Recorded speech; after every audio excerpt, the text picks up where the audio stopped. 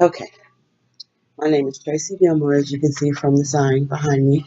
I am an erotic contemporary science fiction author, but I'm not here to talk to you about my writing skills. What I want to discuss with you is the oh shit, this is silly. Okay, well anyway, so um if you've ever rented a house or an apartment and you've put down this large deposit and you have this idea that you're going to get all of your deposit money back, well, I'm here to tell you you're not going to get it. First, you have to complete a series of steps. Now, granted, when you first do your walkthrough of this potential place that you're going to be renting, you may not be paying attention to quite a few things. So what you're going to want to do is have a notebook handy and make sure you have your camera.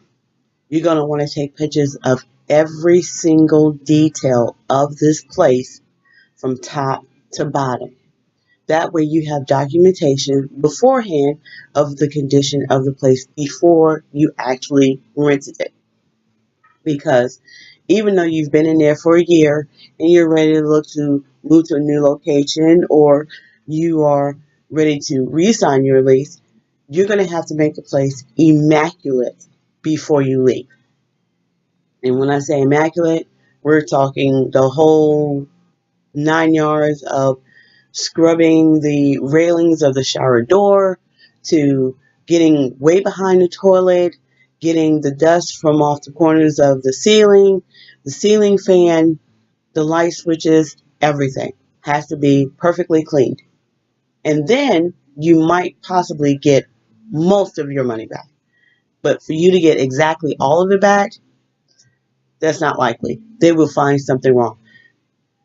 The carpet will have to be professionally cleaned. They will need a receipt to see this. You cannot rent a carpet cleaner and think that that's going to be enough. No, it has to be done by an outside source, and you have to show that you actually got it cleaned by this outside source. Then there's the matter of, if you're renting a house, there's a matter of the outside lawn keep. You have to keep the grass maintained. You have to trim the hedges, the bushes. It has to be away from the house. The fence has to be maintained. Everything has to be done perfectly. We're talking the house needs to be in a condition that royalty will come and live there, even though it may not have been that way when you first got there. Another annoying thing about renting that I found, many houses and apartments use what they call a flat base paint. With flat paint, you can scratch it, you can scuff it, but there's no way to wipe it clean. You can take a cloth and gently go over it to try and clean it, but it may leave a stain afterwards, so you have to be careful. When it comes to your furniture, I found that using a block of wood to keep the furniture from making direct contact with the wall actually does help that. As far as your beds are concerned, yeah, you're going to have to be paying attention to that wall. So within the last month, before you actually leave, you're going to want to start a cleaning process, make a list, clean room by room, make sure that you consistently keep things clean. The refrigerator has to be cleaned out. The stove has to be in pristine condition. And you also want to make sure that all the floors are done. So as you start to move out of this place, you're going to want to make sure that everything is clean. So that's all for right now.